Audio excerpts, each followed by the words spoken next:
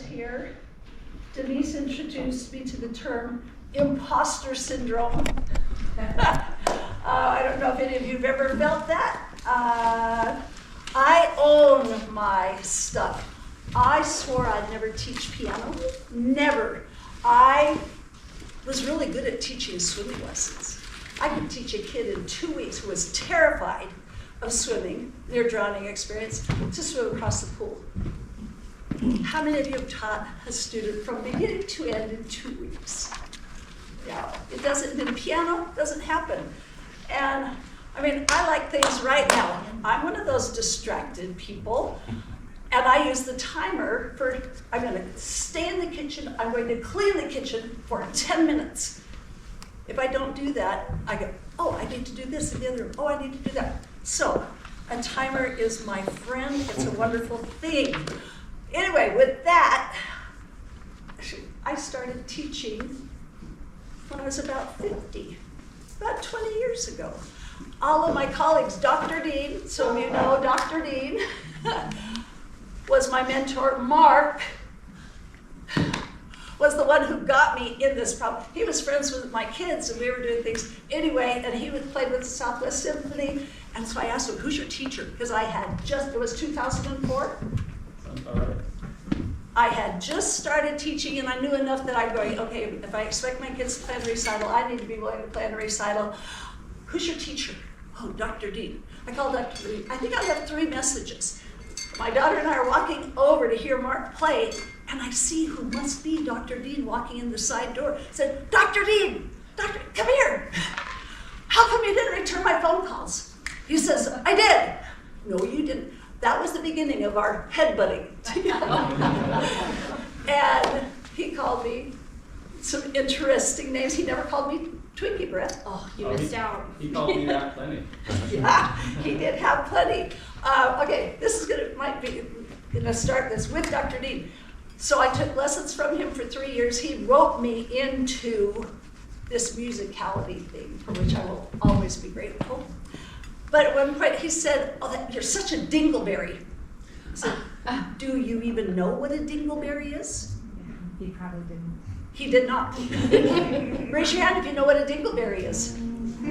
Okay, if you've been around cows or horses, that mud and guck that builds up under their belly is a dingleberry.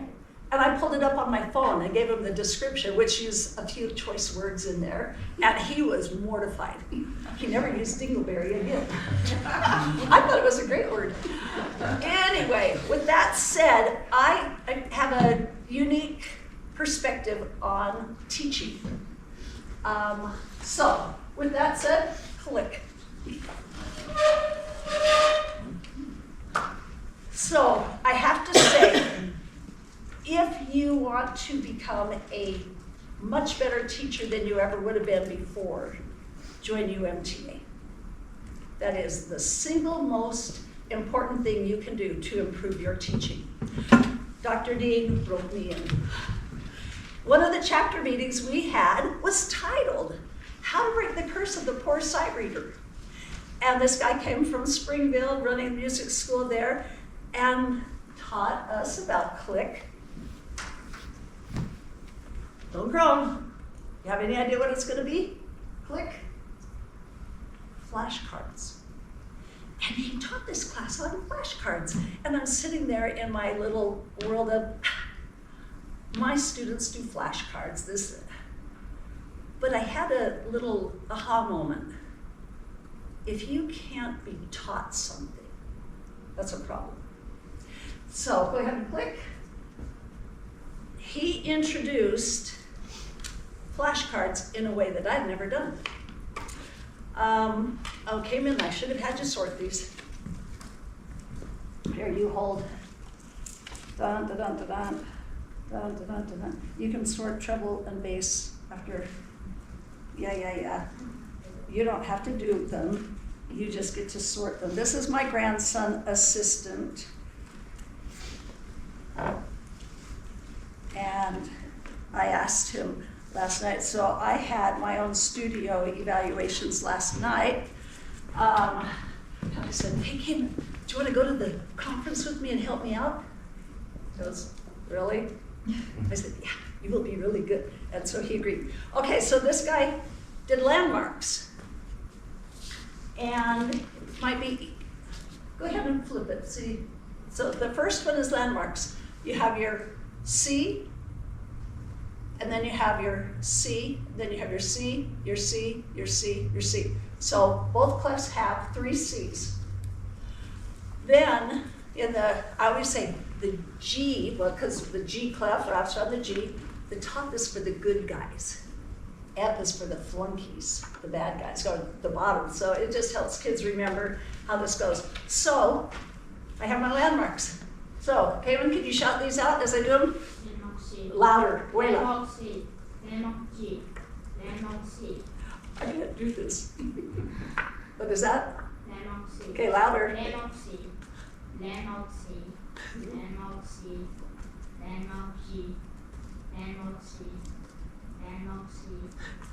Are they all landmark C? But the landmark F? Landmark G. Okay, so you get the idea. When I have a new student, the first thing they do is they get their flashcards. I separate them out, put red dots on the landmarks, and they get a cheat card. And they can use the cheat card for 1 week. And after that, the cheat card goes away. Okay. I accidentally. Oh, that's okay, that's good. So you can see where these go. So then, and I don't want to spend a whole lot of time around this. Okay, I think, go ahead, you're doing great. There's going to be a video come up. Go ahead, click.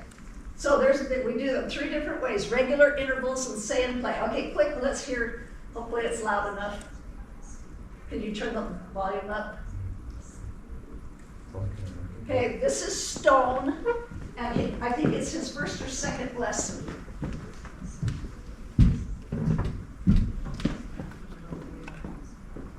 Oh, yeah. Anyway, so he goes through this. Whoops. Okay, and absolutely, it's okay, because I did not want to spend a lot of time. If I really wanted to make Cayman work, which he doesn't, we would do these. So they go through the landmarks, spend a week to get to know the landmarks. And the goal is to be able to say those landmarks under 30 seconds. You know, they're a new student, you want to make it attainable. The next couple of weeks, they do treble and landmarks.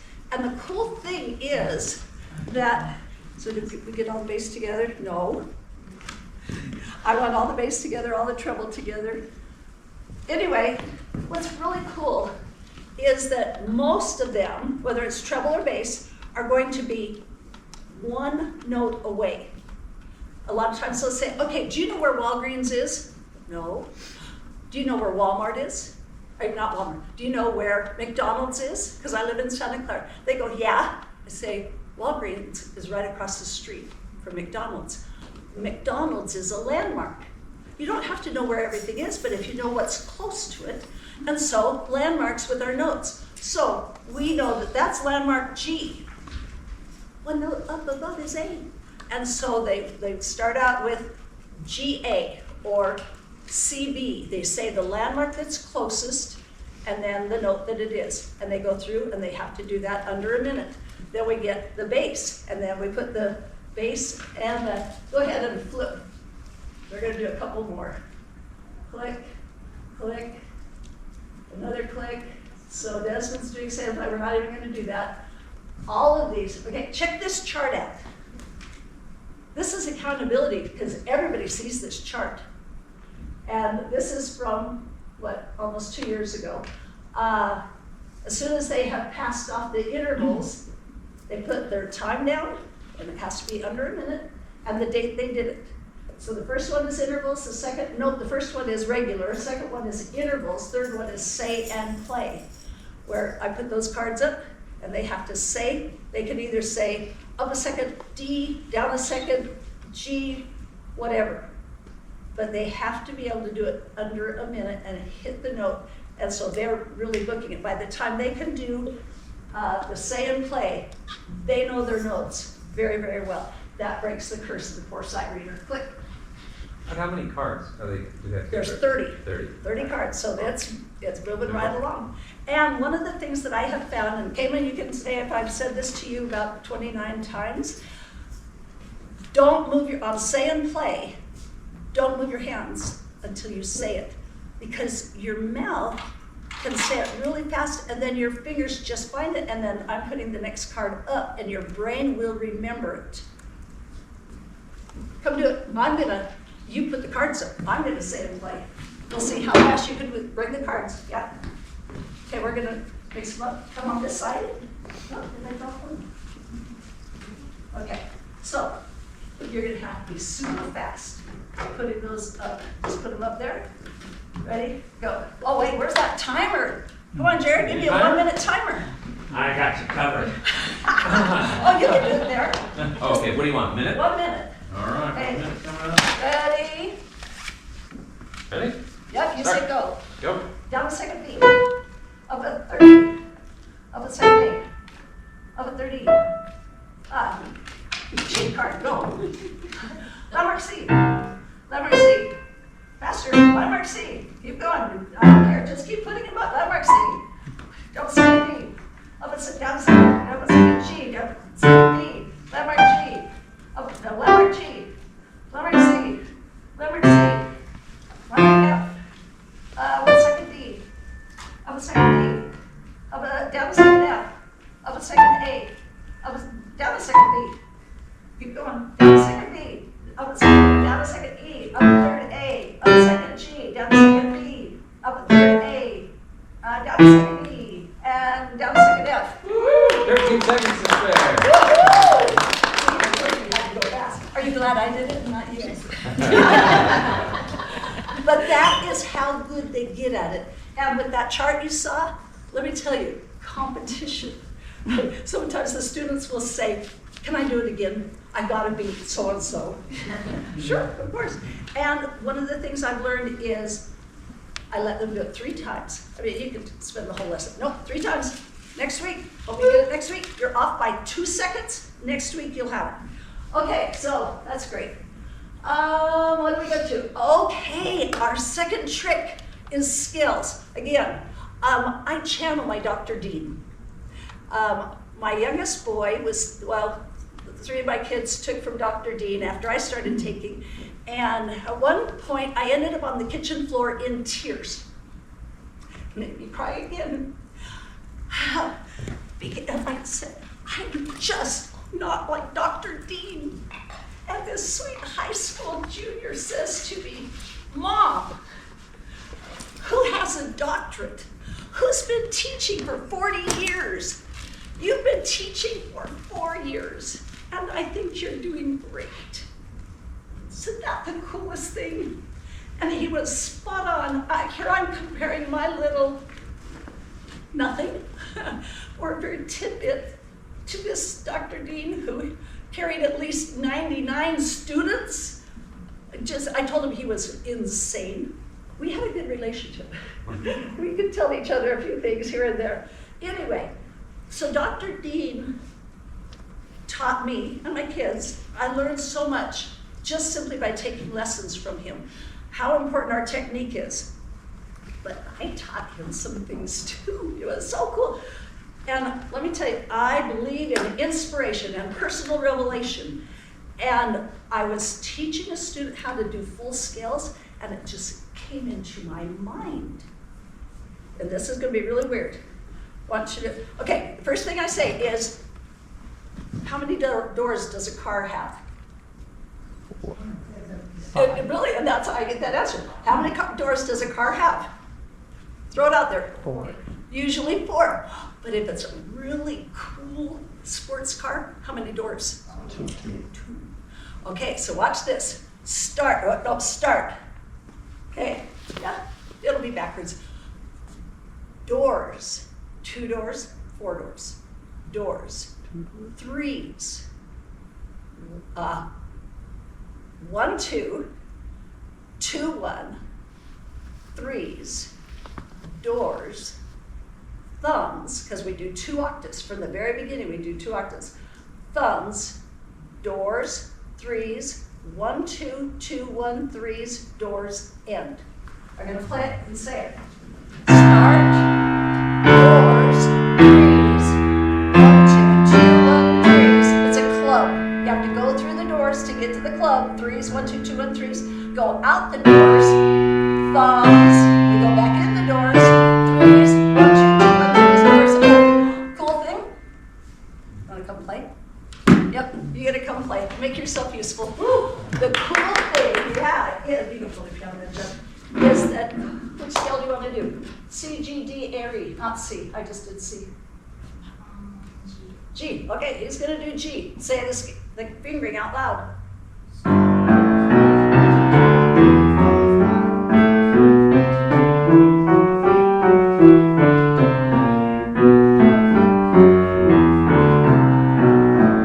Okay, does it work for D? Let me hear D. Doors, threes, 1, 2, 2, 1, threes, doors, thumbs, doors, threes, 1, 2, 2, 1, threes, doors, again.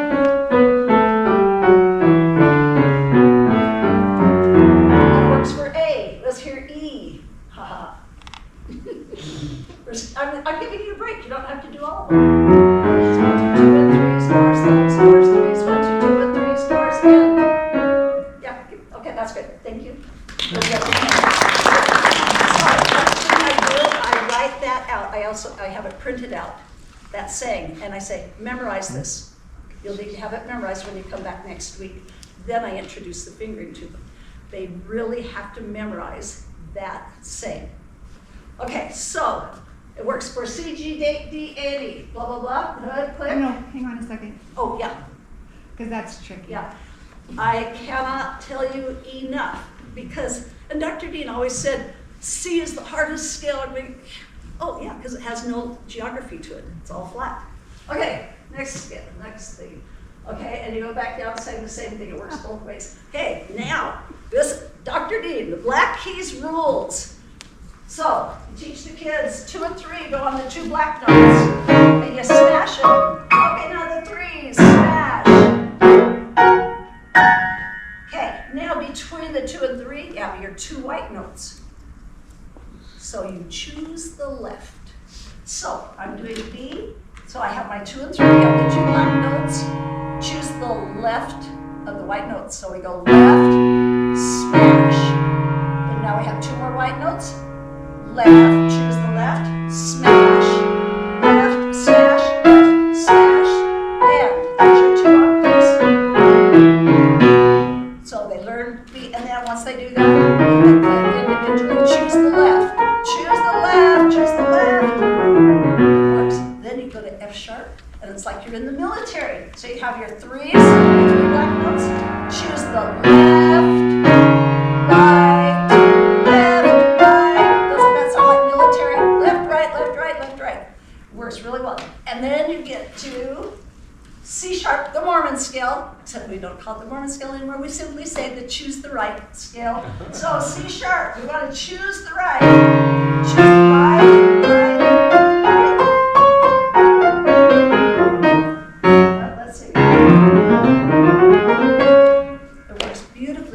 Them get it organized. Would you like to play those scales? No, because I already did. Okay, then we get to our more technical ones. A flat, E flat, B flat, they all use the same fingering. What do when I teach you these scales? What do I say? Watch your left hand going up. It is the coolest thing to see how the brain works.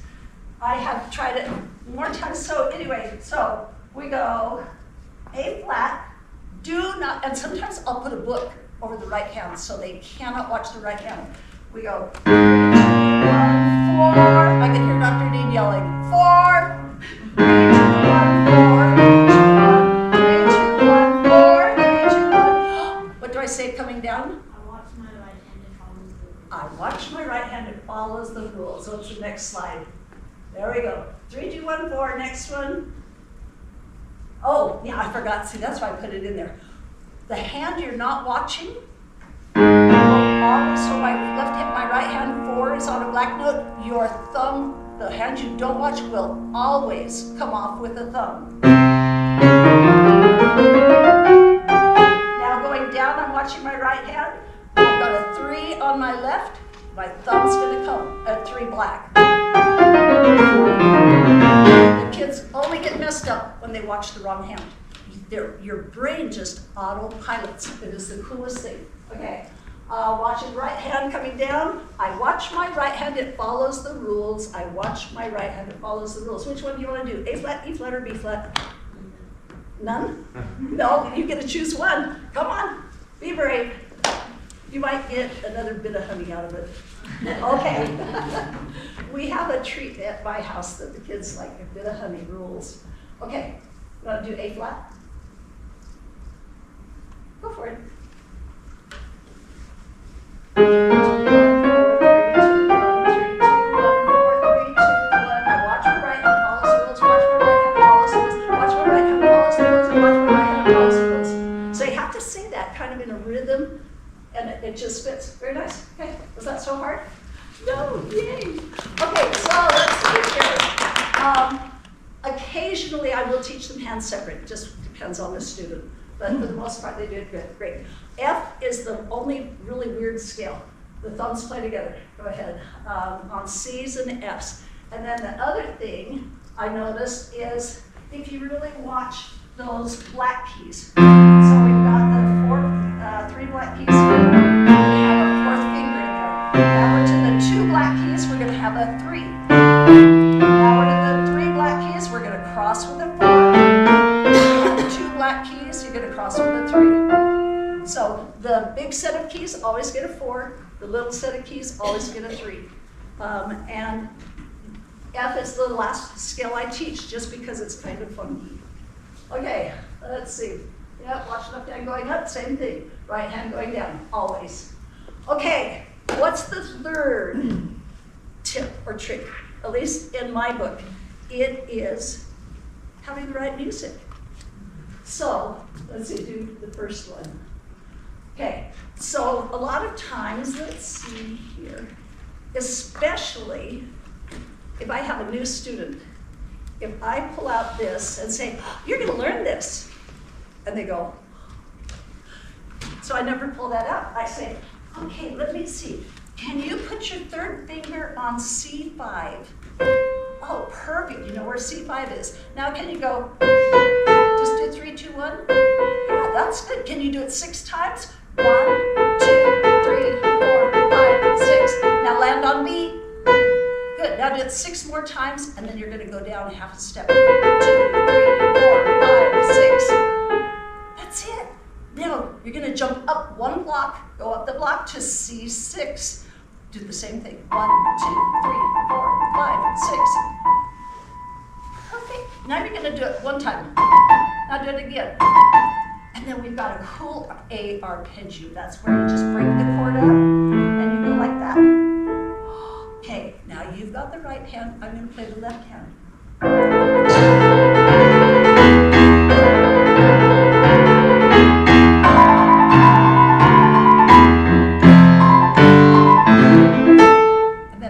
But they're hooked, and they didn't have to look at 1 note.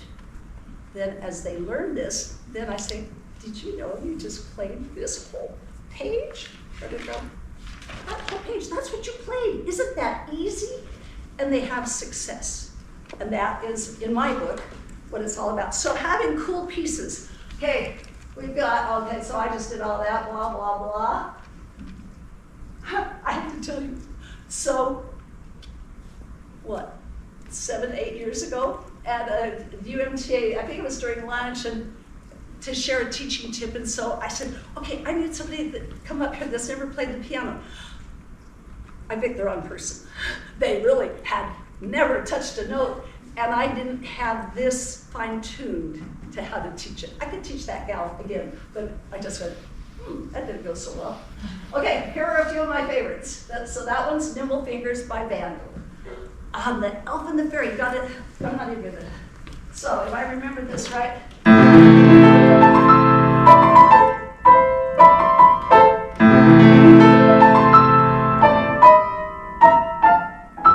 Something like that.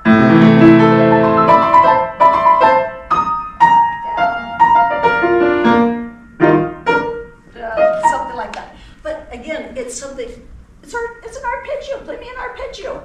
And it's just really fun. That one is out of Cream of the Crop. There's some really cute songs in here. that are attainable. Let's see, Black Boots, but that's Elf and the Fairy. And Whirling Leaves, again, some fun ways to teach arpeggios. Okay, all the Great Smoky Mountains. Another story. This involves Mark's brother. Was it Jeff? I think. So Mark's mom is very invested in her boys playing the piano. And so Dr. Dean pulls out this song, and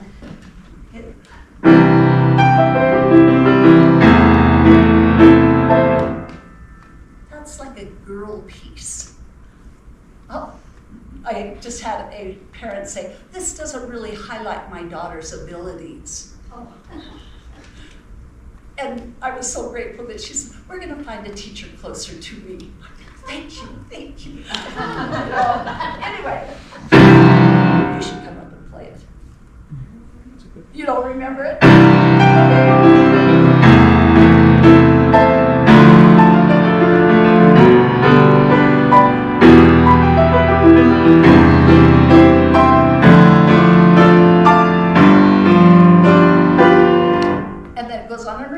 And then it does a middle section, and then it does the buy one, get one free, and then it has a great ending, but it is so cool. And Jeff won with that piece that was a girl piece, but I teach it to just about every student just because it's not difficult, it sounds cool, and they love it. It teaches all kinds of things. Okay, what do we have? Oh, Buzzing Bee. Now, this is one I was so glad Dr. Dean didn't know about. He said, wait, where did you get that? You don't know about this? But it is so fun because, again, if you see the music, for a young student, they go, oh, that's a lot of black. But you just go, hey, can you do this? That's all it is. Oh, and your right hand goes, that's all it is.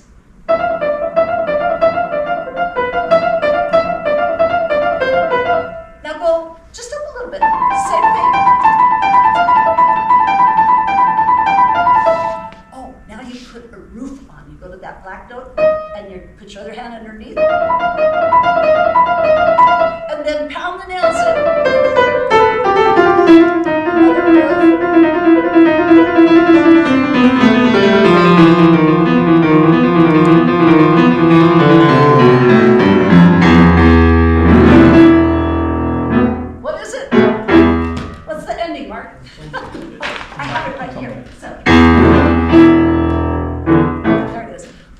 Another done that twice, and it has a really cool middle part.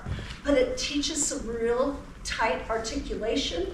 It's fun. A kid did a great job on it last night. And I have to say, so one of Mark's students, right, it was one of your students that played it up at the state performance evaluations, Brandon's boy, didn't he? And so I have to show you this. This is what, again, kudos to UMTA for making so many opportunities available. So I've taught this piece, but when Mark's student played it up there, I went, oh, I never thought about teaching it that way. So it comes down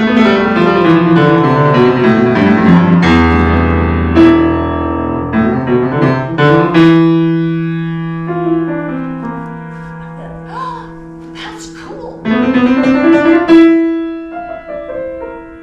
I always thought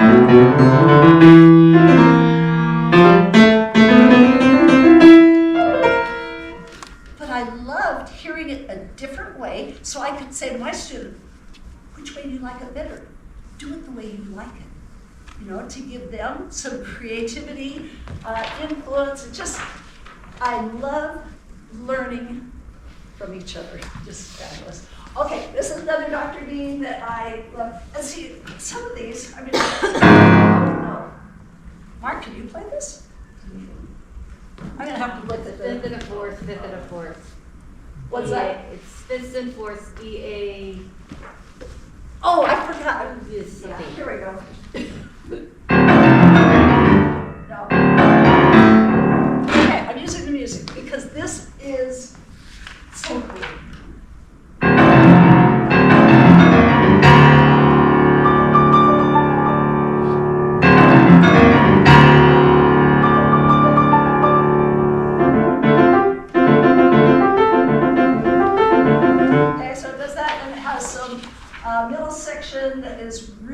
when teaching voicing.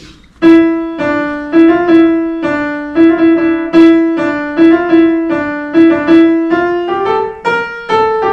it's so boring. That's all it does. And the left hand is so boring.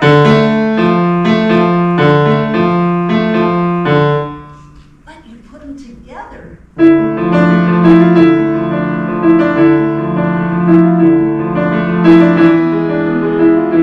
And it's so cool, and they can hear how important voicing is, and that you learn all this. And so then it goes back and repeats, and then and there's a big break, and then it comes in.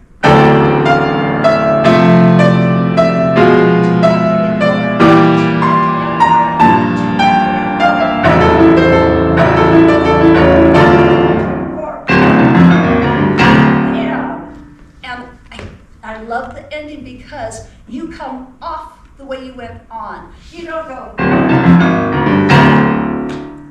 right, Caroline? Caroline taught me a very important lesson about ending. So, you are not done with your song until you have finished your dramatics. Take a breath and put your hands gently in your lap. So endings are as important as beginnings. Okay, is that all on those? Okay, this, oh, I forgot. Cayman, will you have those out? And so there's 2 handouts, make sure you get both.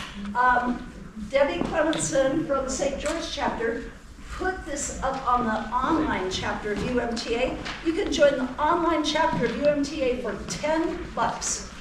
It is so cool. And once a month, you get to be on the online chapter.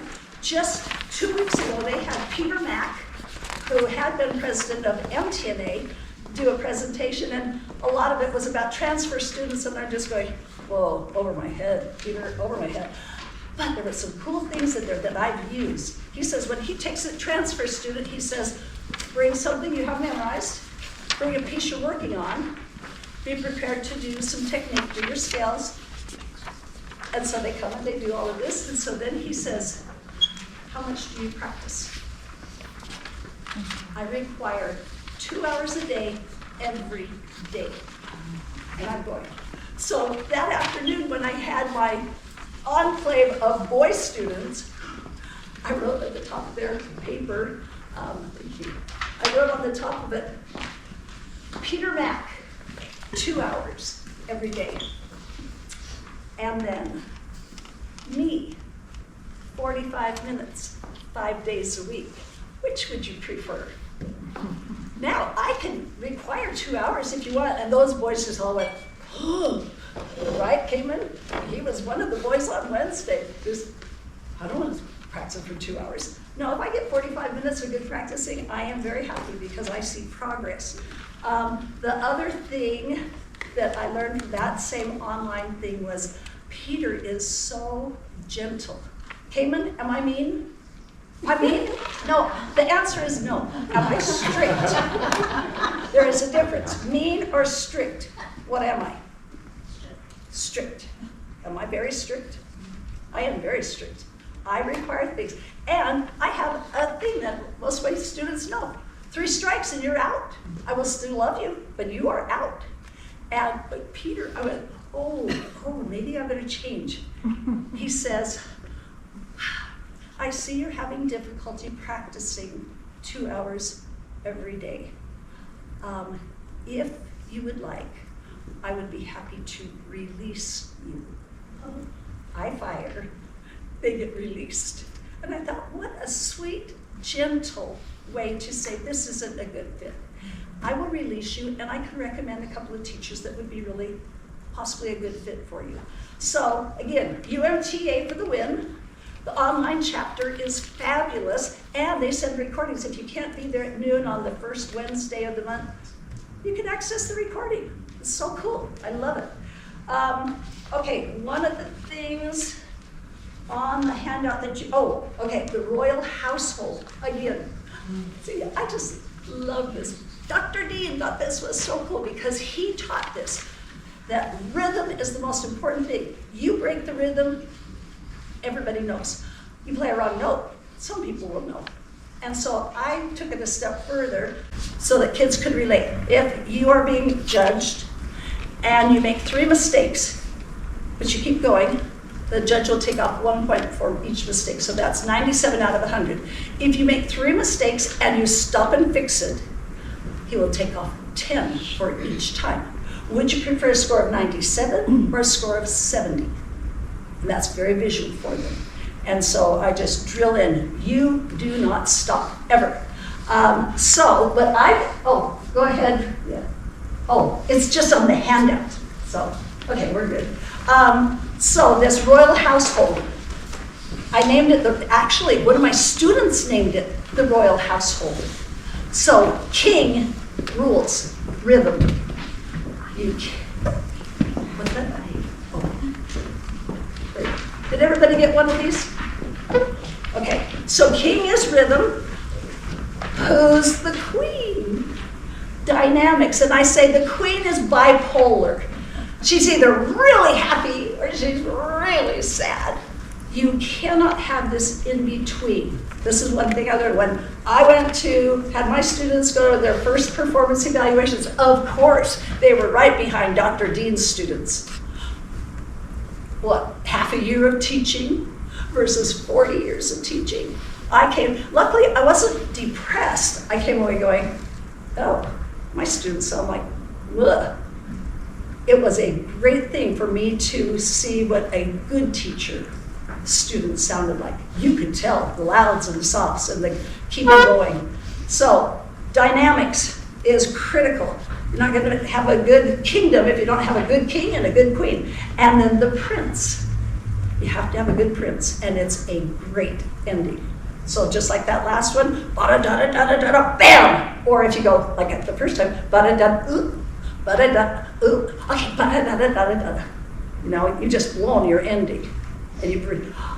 A few years ago, I don't even remember what year it was, and I was involved with the state going to national performance competition. And I didn't see it, but I heard. Man, word filters down so fast. The kid that won national had a fabulous program, but his last piece, he played the wrong last note. Do people remember what a great performance he had? No. Remember the kid that played the wrong last note? Which is too bad. Hopefully it was one of your students, right? I was at that convention, I think it was in Chicago, and the little girl was Oriental, and she hit the wrong note, and she looked at us and she said, oh, and her parents were sitting on the front row, and they went, oh. Reaction. She did everything else perfectly. Yeah, but and so that prince better be alive and well, have a perfect ending. And I tell my students all the time, you can make all kinds of mistakes in the piece, but if you have a great ending, that's what people will remember. Okay, a couple of other things that are not on there. I have to show you. Cayman, will you pass these out too, please? I believe in efficiency. I hate writing the same thing over and over. I hate it.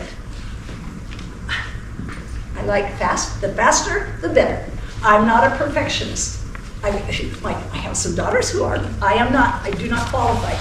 But fast and effective is great. So I have these, and I'm going to send this around. You can peel one of these off. So these are just mailing labels. The 30 count. Come on, there we go. And so it's got the grid, 7 days a week, and it's got the blank boxes in the bottom, and at the top it says 45 minutes times 5 days a week equals 225 minutes. I did this when I started taking from Lynn, just because I was a freak.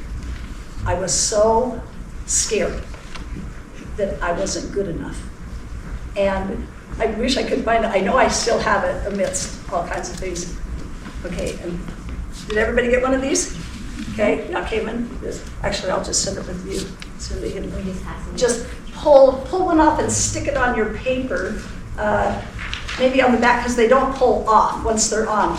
But see, it's just, I stick it at the top of their notebook, their assignment sheet, and then the next week. So I had a new student start about 2 months ago, and on her it was her third lesson. She came and it had 1, 3, 1, 2, and I went, Stella, did you practice for 1 minute and then for 3 minutes? And she's 11, 12. I went, okay, do you see what it says up here? 45 minutes every day is 1 minute. I said, now since you're just beginning, it's only 30 minutes, but 3 minutes is not 30 minutes. So did you know if you get 3 strikes, you're out? I won't be your teacher. And she went, and her dad was in the room too. It was great. And said, so this week I want you to try really hard to practice at least 30 minutes every day. She's been doing great ever since. Oh, and I told her, oh, by the way, if you don't have your recital piece perfect or almost perfect, I will not let you play in the recital. I said, no, because you will make me look like a really bad teacher. And I don't want to look like a bad teacher. And so I tell all of my students that. My job is to get you to where your piece is great, where you feel comfortable performing. And so I have my grade, okay? So, strict, not mean. There is a difference. One kid that almost got totally fired. I mean, as close as any of my students have come, because I went out to the car and talked to his dad and said, you can call Mark. Mark will do fine, blah, blah, blah. And then Mark called and says, they called me, is this okay? I said, here's the situation. I've never had a student yell at me, and I have never yelled back. And I do not want to be put in that situation. I felt so bad. And I told the student, I said, Nico, nobody has ever yelled at me. And I have never yelled back at anybody. So you may need to go to a different teacher. This is what I expect. If you don't want to, and his dad has been like pulling teeth with this kid. And after a very powerful UMTA chapter meeting where the gal who was presenting talked about intention. And she gave all of us a whiteboard. And that, it was on a Wednesday. That afternoon, I went to these boy students, pulled out the whiteboard and wrote intention. And I said, Nico, what is your intention? What do you mean? And he's just turned 14. So you can see age-appropriate behavior. And so I went through this and said, what is your intention this week? Practice. I said, no. What is your intention? We worked through this till he finally gets to learn to play the piano better. Okay, good. How are you going to do that? Practice better? No. Can you think deeper? And he came up with, be more intentional. Be more proactive. That's very good. When you decide, everything's going to change. And what's going to happen when you're more proactive? I'm going to get better. I said, yeah. And what's going to happen when you get better? I'm going to like piano. Yeah. And it is really cool. You can't say anything. I'm not even going to say it. You'll just have to wait. I give awards at this, so we have our recital this afternoon, and I give awards. Nico is doing very well, and he smiles at piano now, and he's progressing very, very well. And it's just so cool to see these changes in these kids. Now the other thing is technique. I hate writing all the technique stuff out. And so this I do on the 4-inch milling rules. So they just print out on your computer really well. And so I can circle, again, Dr. Dean would do 4 scales a week. So I circle the one that they do them all, but I only hear, okay, this week we're doing C, C sharp, D, E flat. Okay, next week we're gonna do E. And so the kids see which one that I'm going to hear, but you do one set a day, another set the next day, another set the next day. And so by the time the week's over, you've gone through all of them at least twice. Same thing with minors, and then I write in whether it's a natural minor, a melodic minor, a harmonic minor, which helps get them ready for aim. And then your arpeggios, so many different ways, and chords. So I've got all kinds of technique on here without a ton of writing. I just circle, put a time by it, how much metronome. So, how many do we have here? So, Carol, count off. 1, 2, 3, 4. Remember your number. 6. 7. 11. 13. Nancy's 14, 16. 18. 19. 20. 21, 22. So if 14 and 22 get this, you will draw another number. So I have a automatic random generator. What's your number, Christian? 22? Yes. Okay.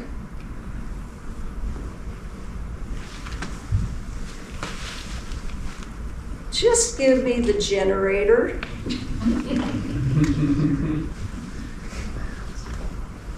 No, it's not going to do it. I Well, did it the last. topic for the next conference will be how to deal with technology. Oh, I love it. I love it. Oh, that was where it was. No, I don't want to remove ads. Leave me alone. Okay, there it is. Maximum number is 22. Okay, I'm going to plug in 22 and generate. 21. Who's 21? Yeah. You won the flashcards. Are you teaching right now? I am. Yep. Oh, good. Okay, so there you go. And there's a blank card in there, Okay, and that's for the where you cheat sheet. draw the cheater card. Cool. So, and, you know, it's got the keys and the intervals, and I just stick those in a rubber band and put them in the piano bench with the student's name on it until we get to that point. But we start off with this. So, any questions?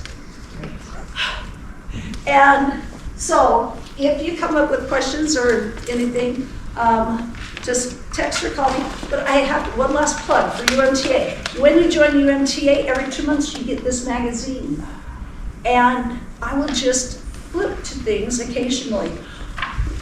So the top one was Promise of Once a Week Lessons. Well, I read that, but then yesterday I went, oh, this is too cool. I just flipped to it because there was a chart balancing direct and indirect communication. And just reading it yesterday, it changed how I talked to my students. I said, as these 3 girls, they drive down from Roosevelt to come to the recital. Just amazing. But so they warmed up on the piano yesterday morning, and I said, okay, what did you like about that? What did you like? Well, I really like how this goes, and I liked it too. I thought you did that so well. What else did you like about it? And what they say in here is let's see. Okay, if you see somebody doing something that really works, stop, and this is from Harvard Business School. It has nothing to do with piano, but it has everything.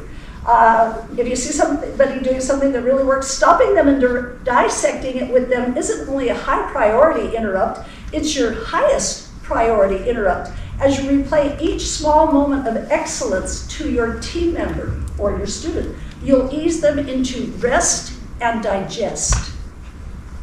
They aren't apprehensive about, oh, I did that wrong, and she's going to point that out. Rest and digest. Their understanding of what excellent looks like and feels like within them will become more vivid. You will ease them into accepting what needs to be changed. Anyway, such a powerful article that has nothing to do or everything to do with this. That's it.